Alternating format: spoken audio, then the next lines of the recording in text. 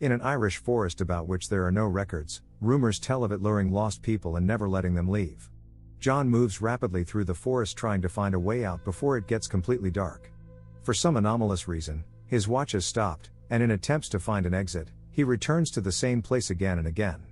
Along his way, he encounters signs that directly speak of a point of no return. Out of nowhere, a flock of birds flies over him, and he realizes that night has already come. While trying to climb a tree to take shelter, a branch breaks under his weight, and he falls down. Frightened, John grabs a knife, but before he can use it, an unknown creature appears and drags him away. Meanwhile, in a city pet shop works Mina, an immigrant artist from America. One day, her boss introduces her to a bird that needs to be transported to a zoo in another city, and of course, he asks her to make this trip. During a conversation with Darwin, she reveals that today is the anniversary of her mother's death and that she would like to go somewhere in the evening to distract herself. Mina uses a wig to go to a bar using a fictional name and made-up profession to meet guys. With the start of the new day, she asks Darwin not to judge her for using disguises to meet people because people don't like her real self. Mina drives to another city to make the delivery in her car, passing through rural areas where she's forced to stop for refueling. During the trip, Mina receives a call from her twin sister, but she doesn't answer, preferring to just listen to the voicemail. Her sister pressures Mina about not attending the memorial service and reminds her that 15 years have passed since the death and that it's time for Mina to reconnect with her family. Mina chooses to ignore the message and continues driving, not paying attention to a board with multiple missing persons notices in the forest vicinity. After some time, Mina enters the forest and realizes she doesn't recognize this area. Her phone and car radio stop working properly, and after a while, her car simply dies, forcing her to leave her broken means of transportation. Mina finally notices the point of no return sign, and this leads her to think that someone might live in the area. She decides to return to the car to get her phone and Darwin and starts shouting for help. However, no one responds, and when Mina decides to return to the car, she turns around and finds no vehicle. Mina has no other options but to set out trying to find a way out. As night falls, birds fly over her, a noise comes from afar, and Mina notices an elderly lady running nearby. Having no better idea, Mina starts running after the lady and sees her entering some building and calling Mina to do the same if she wants to live. Mina reluctantly agrees and meets two more people inside. The lady introduces herself as Madeline, and the two other companions are Sierra and Daniel. They, like Mina, got lost in the forest and are now forced to take shelter in this building. The company approaches the window, and Madeline narrates that outside there are creatures they call watchers, and these creatures come under the cover of night to watch them through the window, only leaving at dawn. Madeline makes Mina step forward, and the watchers meet her with applause, rejoicing at the new participant. Some time later, we see Mina sitting in front of a mirror window, immersed in thoughts about her mother. With the arrival of a new day, Mina leaves the building, ignoring warnings from others. While wandering through the forest, she hears whispers calling her name, and in the distance, she notices a girl who asks her about what she did. In terror, Mina starts running and climbs to the top of a hill from which she can see the vast forest, with no clear end in sight. Upon returning to the building, Madeline tells her that they all tried to leave the forest, but no one succeeded. This forest creates illusions and can drive one to madness. In a circle at a half-day's journey from the shelter stand signs that serve as a kind of boundary, crossing which you can never return. The signs were placed by someone known as the Professor. Having no other choice, Mina, along with the others, is forced to return to the building. That same evening, Daniel in his speech announces Mina's return to this strange show. Sierra turns on music and starts entertaining the watchers with her dances. They find DVDs, and while reviewing them, Mina notices one of the boxes and discovers the professor's name there. In the morning, the company sets out to search for food, and Sierra teaches Mina how to distinguish medicinal plants. She reveals that Daniel often suffers from headaches, and according to John, Sierra had feelings for Daniel. John is Sierra's husband. He left the group 6 days ago, and nothing has been known about his fate since then. Sierra shares a theory that Madeline expressed: upon meeting and watch her, you will likely go insane. Sierra also points out to Mina the burrows, which according to her are numerous in this forest and are connected by a whole system of tunnels. It's in these burrows that the watchers dwell during daytime. Mina is shocked to learn that Sierra and John entered this forest approximately 5 months ago, though in this forest it's difficult to determine exact time, and she simply lost count. That same day during lunch, Madeline shares survival secrets with Mina. She explains what absolutely must not be done: never turn your back to the mirror, never open the door at night, don't approach the burrows, and always try to stay in the light. These rules are recited in chorus by all three participants, adding creepiness to everything happening. Days go by, and Mina tries to occupy herself by watching DVDs of other show participants and making sketches in a notebook. In the evenings, she sits in front of the mirror and hears terrifying sounds from outside, which she ignores due to her skepticism. One night, Mina decides to go to bed earlier than usual, which prompts frightening screams from the creatures outside, while Madeline forces her to look in the mirror to calm the watchers. Some time later, Daniel goes to check previously set animal traps he and John used to hunt together before. Daniel goes in Mina's company, who once again sees the girl in the distance. Daniel shares about Madeline's past. She was previously a university professor, which explains her complete confidence in knowing everything. Daniel has been in this forest for 8 months and, to Mina's surprise, has never encountered the Watchers. During their dialogue, Daniel and Mina agree that they both are skeptical about Madeline's stories. Mina suggests going into one of these burrows, ignoring Daniel's objections. Mina descends into one of the burrows, holding onto a rope that's in Daniel's hands. Inside, she discovers abandoned belongings, including a newspaper from 1992, a video camera, and a toy rabbit.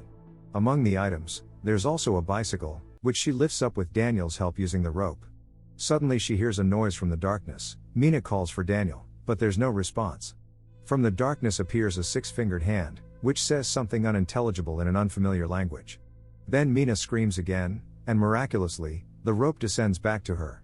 Shortly after, Mina presents her findings from the burrow to Sierra and Madeline, lying that they found these items under some rock. Mina believes that the bicycle they found will definitely help them escape, but Madeline reacts negatively and realizes that Mina has seen something. Madeline asks her leading questions, but Mina firmly denies everything. Meanwhile, Daniel connects the camera to a charger, theorizing that the professor installed a power source while building this structure. By connecting the camera to the television, the group creates an improvised surveillance system. That evening, the entire group sits waiting at the table and watches the screen, hoping to see something. Sierra hears some noise, and feet appear on the video. There's a knock at the door, and the person behind it starts speaking. Sierra realizes it's her husband John, and in joy, she begins begging the group to let him in.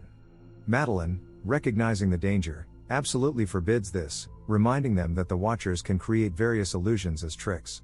John continues to beg to be let in because he's injured, and inside, an intense discussion begins during which Madeline forces Daniel and Mina to confess about their intrusion into one of the burrows. Sierra still wants to let her husband in, so Madeline suggests asking him something special that only John would know. John can't answer the question about what book Sierra is reading, despite them having bought it together.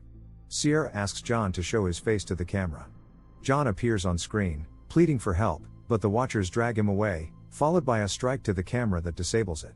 The group rushes to the mirror and hears how an enraged Watcher delivers a series of blows to it, causing a crack to appear.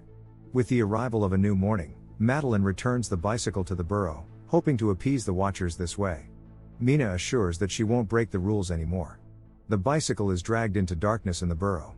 Then we see a flashback where a very young Mina is riding in a car with her sister and mother, the flashback showing us the clear resemblance between Mina and her sister with that same girl from the forest. Mina always disobeyed her mom, which ultimately led to their argument. Playing with the window, Mina pinched her fingers, which involuntarily caused her to scream, distracting her mom and then leading to the accident. In the present, Mina draws signs and understands that the forest builds illusions, playing with her mind, leaving marks on trees that Mina has already checked. Time passes, weeks go by, days become shorter and colder. The group is demoralized with no hope of escape, they're falling into madness. Mina overhears a dialogue between Madeline and Daniel, where Madeline accuses him of not being able to catch anyone for a long time and that the group is on the verge of starvation. Sierra distances herself from all the ongoing arguments and watches the show, while Mina draws patterns on the floor.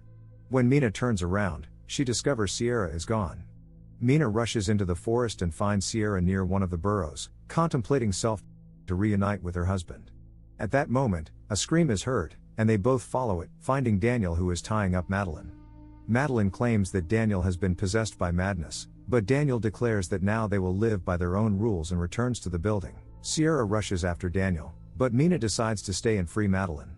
Mina and Madeline head together to the building and encounter a locked door. Birds start flying in the vicinity, signaling the approach of night, and the women have no choice but to hide in one of the traps that emits a decomposition smell to mask themselves. Sierra and Daniel stand before the mirror, while an Watcher appears at the trap but is unable to detect Mina and Madeline and returns to the shelter. The Watcher stretches and begins to roar, aimed at summoning other Watchers.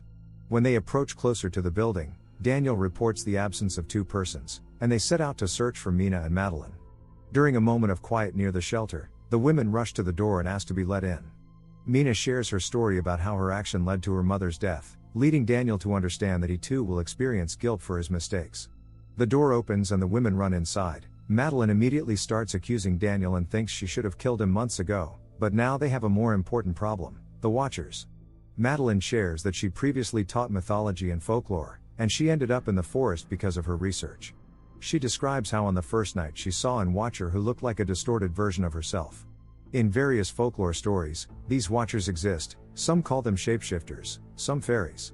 Their purpose is to watch people and eventually replace them.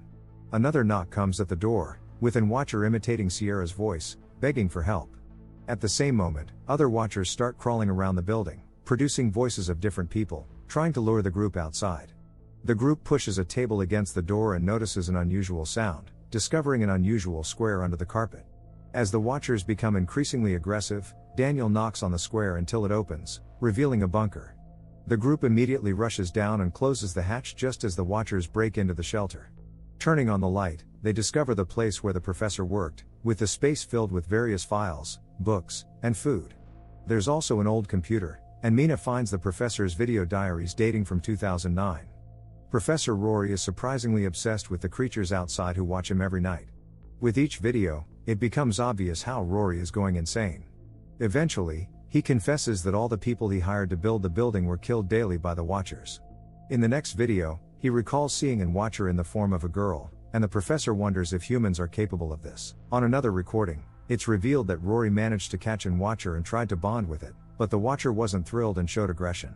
Rory recorded his last video on day 300, in which he admitted his defeat. Rory decided to kill the Watcher and but first he recorded a message in case someone found it. Rory left a boat that can be found by following the birds, with river sign 134. The professor asks the viewer to go to his office and destroy all the data.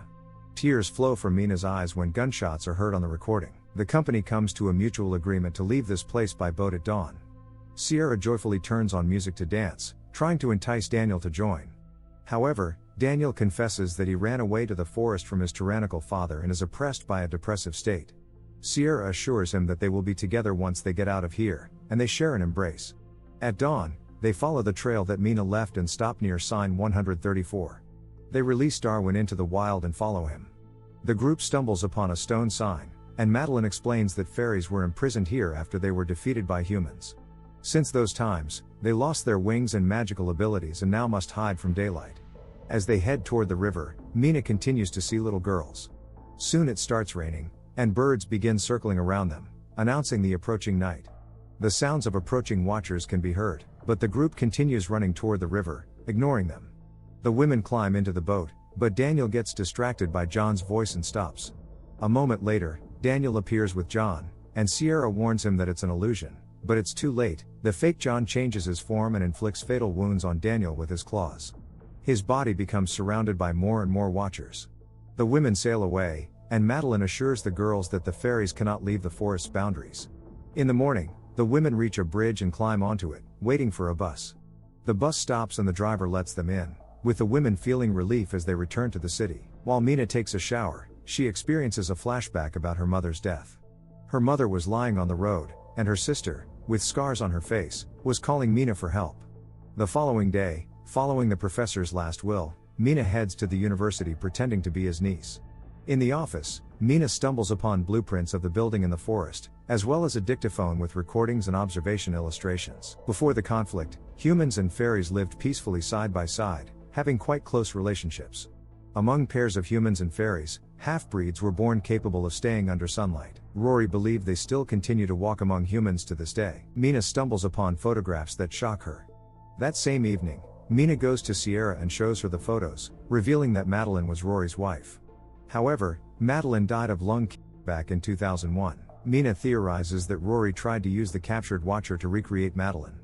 A car pulls up to the building, and the real Sierra steps out, meaning that the Watcher, who had been imitating Madeline, was now imitating Sierra. The real Sierra enters, while the Watcher, disguised as John, crawls across the ceiling and distracts Sierra with his voice, allowing it to knock her out. As Mina tries to escape, the Watcher catches up to her and begins throwing her around, complaining about humans and transforming into Daniel. When Mina crashes into a mirror, it shatters, and she grabs a shard for self-defense. However, the Watcher merely drags Mina around the room, thanking her for helping it escape.